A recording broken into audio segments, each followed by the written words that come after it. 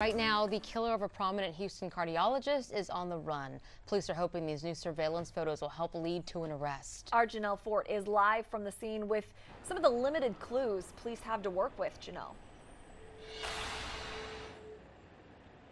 Police are really having to rely on the surveillance video throughout the medical center to try and figure out how that alleged shooter was able to slip out of their grasp and bike and get away. Now, where I am right now, this is where that shooting took place, but those photos that HPD released, they don't show what happened here, but rather the moments before and after that killing. Now, this is the first photo that you're looking at right now.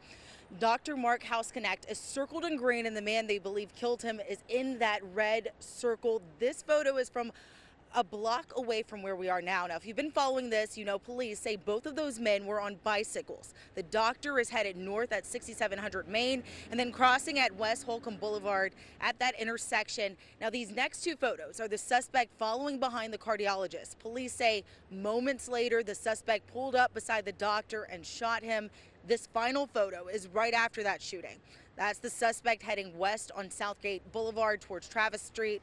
Investigators say they still don't have an ID on who this guy is, but take a look at your screen. Saturday, HPD put out this composite sketch of the man they believe is responsible and asked that if you see him or knew who he is, please contact them. Now, right now, you're looking at a small memorial for Dr. Houseconnect here. As you can see that the flowers are there, there's a Bible there, and there's still just a lot to put together on how and why someone wanted to take out that renowned cardiologist. Sending it back to you guys in the studio.